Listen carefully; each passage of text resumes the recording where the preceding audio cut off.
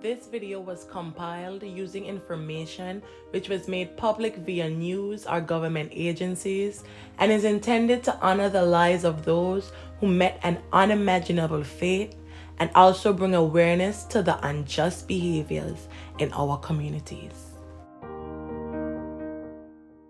In Wabash, Indiana, on July 14th, 2020, Nakota Kelly's mother, Hayley Kelly, informed him that he would be spending the following weekend with his non-custodial father. The 10-year-old boy grew quickly distraught and began crying. Before leaving home for the court-ordered visit, Nakota warned his mother, "My dad is going to kill me." He was referring to 37-year-old Anthony Dibiah. "Oh, I'm dead. Don't expect me to come home," he said to his mother. Nakota was visibly worried about a recent incident where he had hung up the phone on Dibiah.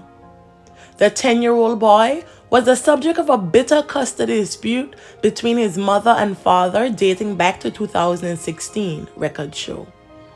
Dibiah was granted court-ordered visits in 2016, a few months after he finished serving a 34-month sentence in federal prison for identity theft and other crimes related to illegally entering and living under a false identity. Nakota had a passion for baseball and played on a little league team in Wabash. His games were usually held on Fridays and weekends, causing friction between his parents. Anthony never attended the games, but his parents would meet in Kokomo to hand off Nakota when it was Anthony's weekend to spend time with the young boy. On July 18th, Nakota wanted to play in his last baseball game of the season. He had already missed so many due to his visits with Anthony. He pleaded with his mom and she allowed him to attend, even though they both knew it would mean he'd be a couple of hours late for his weekend with Anthony. The parents exchanged text messages which showed Anthony in a heated state, and he vowed to take Kelly to court. Later that night, Hayley Kelly would see her son for the last time as he headed into Anthony's car.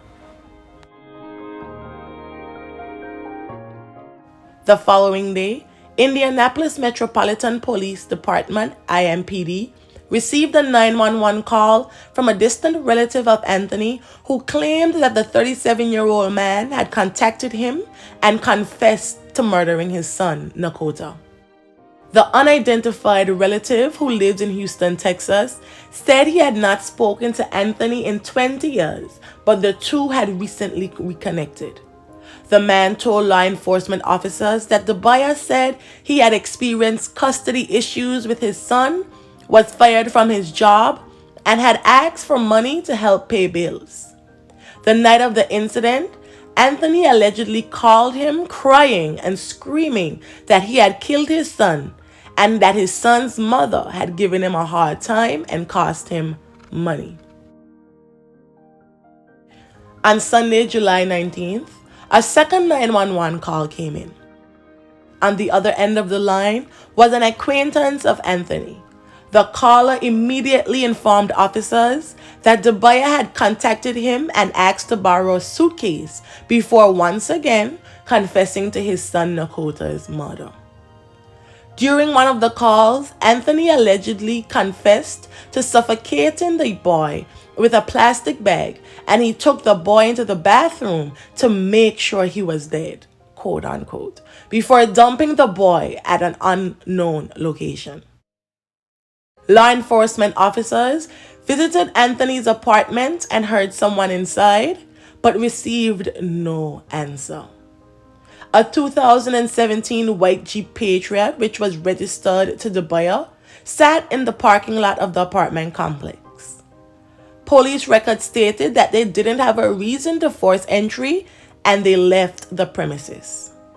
The same day, Dibiah sent a text message to Hayley Kelly, Nakota's mother, which read, "Sometimes I hear voices. My son is in heaven."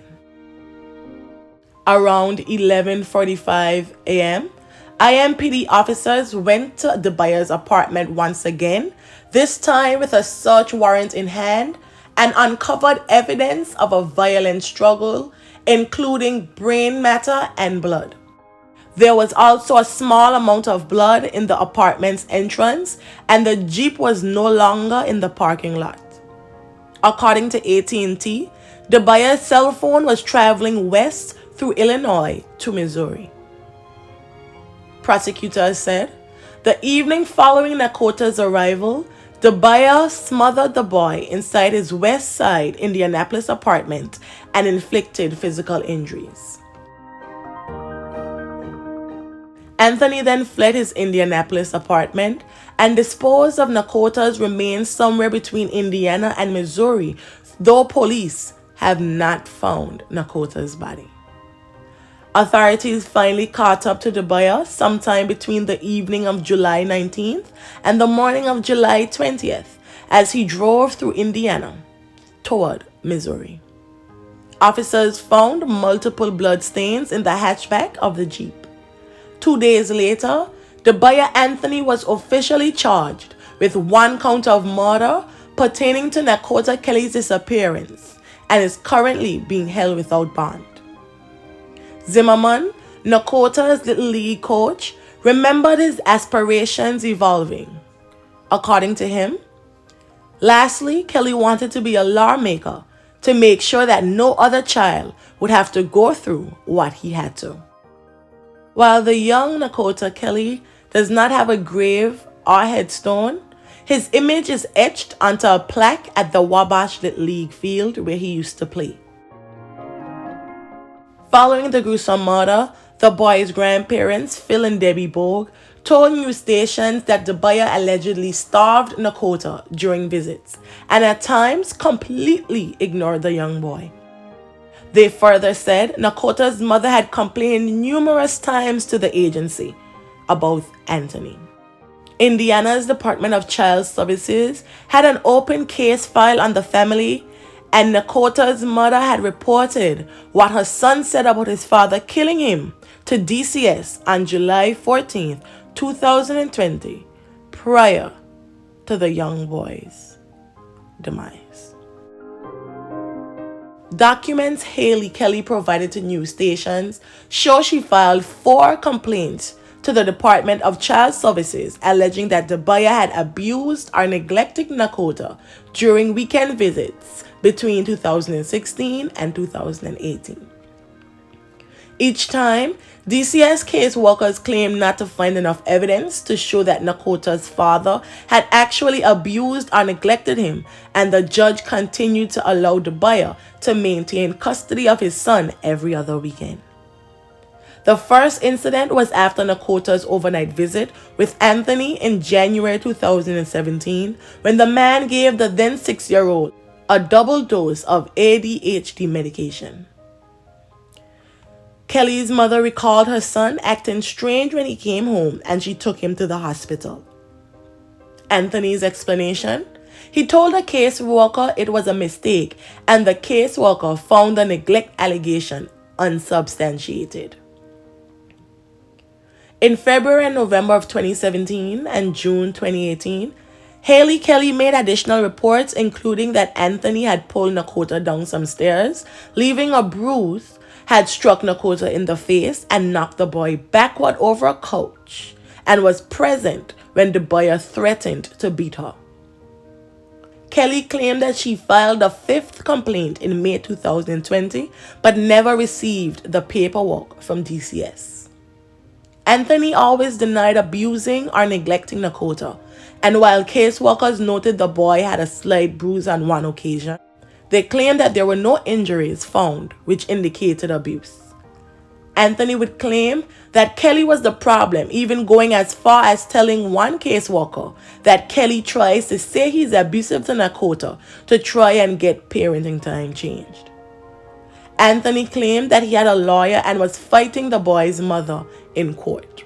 Records showed that the boy's mother urged the Wabash Circuit Court and DCS caseworkers to protect her son from his father. Records show she asked a judge to require that Dibiah's visits with Nakota be supervised.